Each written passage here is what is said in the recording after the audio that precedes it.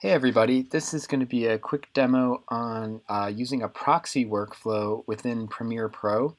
So you remember from class, proxy is when I take some sort of high resolution and usually difficult to edit with video format, and I substitute in a copy of it in a different format that's easier for me to work with during my creative edit, so that I can edit on my laptop, or my editor will run smoother, or I don't have to carry around as much footage, any combination of those.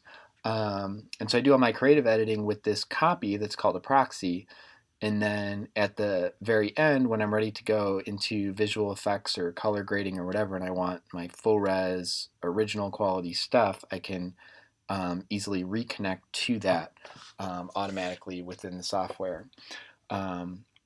This is a quick demo of just how to set this up on a project. So I have a Premiere Pro project here that I'm starting, and let's call this Work with Proxies.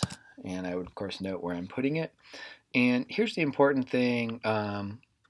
Here, I'll check my scratch disk, make sure that where I want them to be. On my ingest settings, this is something we didn't mess with in production 1. But here I'm going to say, hey, when I ingest new footage, I want to do something with it instead of just working with that native footage exactly as it is. And I have a couple of options here. So the default is copy. So I could actually say, when I bring something in, make a new copy of that footage and put it somewhere else. I'll end up with a second copy of exactly the same footage. In this case, we want to create proxies. Okay, so I'm saying every time I bring in a new clip, I want to make a copy of it in a different codec, a different resolution that's going to be easier for me to work with. This isn't always necessary, although I pretty much always use some sort of workflow like this. But particularly if you're dealing with really high bandwidth or difficult to decode or playback formats such as Red RAW, or if you're shooting with the FS7, the RAW format on that, which the data files are huge, or really anything that's just not real easy for the computer to play back smoothly. This is going to allow you to play back things smoothly during your edit and to work a lot quicker and smoother without those sort of hiccups or glitches. Okay, so I hit create proxies. Now here's the important thing is I need to tell it what am I converting these things into. And I have some options here. Yours probably look different than mine because I've already added some to mine. And what I'm really looking for is some kind of an intermediate codec. As we talked about in class, an intermediate codec is something that's not designed for distribution and sending out to people necessarily, but something that's high quality, very robust, can stand up to a lot of post work, but easy for the computer to read and play back, and something that's designed for this intermediate process of like, we already acquired the footage, we're not distributing it yet, but we're working through post. And our options for intermediate codecs would usually be some form of DNxHR or DNxHD, that's the Avid intermediate codec, some form of ProRes, that's Apple's intermediate codec. We also have GoPro Cineform, which is another good intermediate codec that's available. So you can look through here, and if any of these work for you, you could select that. But let's say there wasn't one here that was exactly what I wanted to use. By the way, we're not going to choose H.264. That's a terrible idea for an intermediate codec. So what I can do is add an ingest preset. Here's the important thing about this is I actually can't create a new preset directly here. What I have to do is I have to go into a different program, create my preset, and then I can click here to add it once it's been created. But you'll notice when I click on this, it doesn't give me options to set what that preset would be. It just is looking for a file that already exists. So I have to create that file. So what I'm going to do is I'm going to go over to Adobe Media Encoder. And this is a piece of software you don't often open directly, but it's kind of doing all the work behind the scenes. So if you're outputting something, transcoding something from one codec to another within the Adobe environment, so in Premiere or After Effects or whatever, this is kind of the engine under the hood that's doing all the actual work. And this is the place where I'm going to go to create my preset. So in my default view down here in the preset browser, I have a little plus button and I can create new preset. So I'll click on that and say I want to create an ingest preset, and if you don't remember that, I can flip back over here and it says add ingest preset. So that would be for bringing things in. An encoding preset would be if I want to have another preset for when I output things, another default option I can choose.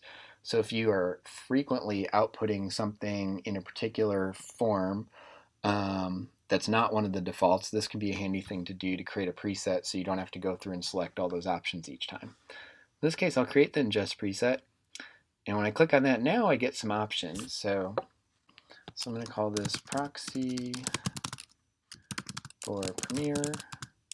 I want to know what format it's going to be, so is it going to be in ProRes or DNX HD or DNX HR?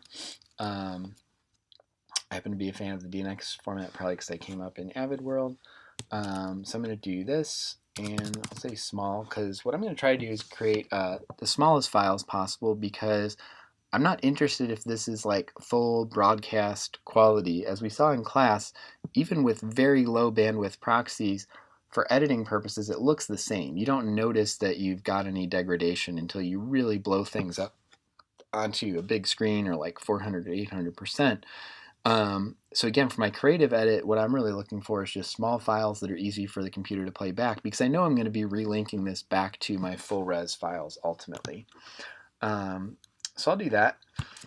Then I want to transcode it here, and I can select the format, what type of thing I'm going to do it as.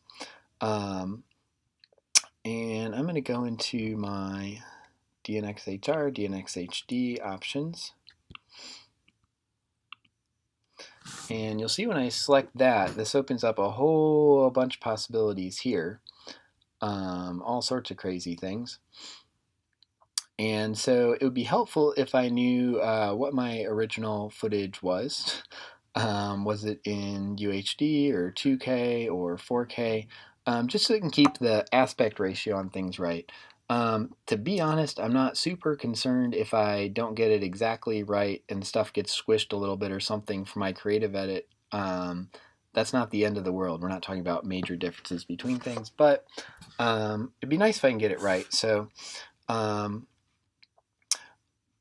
look through these, and let's go ahead and say for our purposes that I was shooting at UHD, so 3840 by 2160. You remember UHD and 4K are almost the same. 4K has the same height but a little bit wider aspect ratio. So if I selected 4K and I shot in UHD or vice versa, it's just going to squeeze things a little differently. And I do need to select my frame rate. So these proxies in this particular preset I'm setting up are going to be specific to a particular frame rate. So I might need to choose a different proxy option if I'm shooting footage at a different frame rate or at a different resolution. So I'm going to choose my DNXHR low bandwidth UHD 23.976. If you don't know the RGB, LB, HQX, HQ, SQ, there's all these different options here. That's the kind of thing that Google can be really helpful for you in searching. So let's go back here and I'll select that. And I'm going to put a marker here that this is 23976 frame rate and UHD, just so I know what this proxy does, what it's set up for. Okay, so I got that set. I can put a specific location to put things into, or I'll also have a choice about that in Premiere. So if you have a specific place you want all your proxies to go, you could always do that, or you could go back into Premiere and set it there. So I'll hit OK. It's going to make me choose something, okay? Just put this here as a default, and I'm going to change it later anyway. Okay, so now I got this new one here, and a handy option here, because remember when we go back into Premiere, I'm going to have to add this by finding a file. So what I really want to know is, hey, this preset I just created, where is it? And if I right click on my little settings here, I have reveal preset file. So this is actually going to pull up in Finder, show me exactly where that preset is. So I can say, okay, here's this path and follow all the way along to that. So now I can go back into Premiere, say, okay, I want to add an ingest preset. And let's go back here and see where it is. Documents, Adobe Media Encoder 12.0, presets, and there it is. Open. And then I have this choice here of where to put the proxies. So it can either go wherever my project already is, or I can say whatever the default destination set in when I created that proxy, which I told it to use my desktop, which isn't a great place to store stuff, but I didn't plan on putting it there. Or I can actually choose location and set it to a specific folder. So what I would usually do is use choose location, and then this is probably going to some external drive or wherever you want to keep these proxy files that you're going to be editing off of. I'm going to leave this the same as project because I'm not actually going to do anything with this right now. Then I hit OK. And now I'm into Premiere, and so everything from here is going to look normal. The difference is going to be when I go to bring in footage, in the background it's going to encode it and create these proxies, and then I can edit with those proxies for the whole time I'm doing my creative edit, and then relink it back to my full res files when I go out to Resolve or After Effects or whatever. So that's the way you set up to work with proxies, and this will all work automatically now.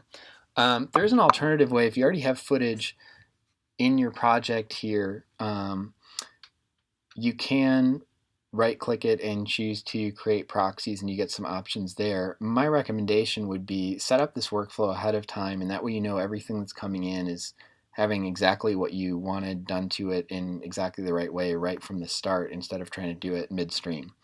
So that would be my recommendation, is to do it this way right at the beginning, and then you know you're good to go. And that's that.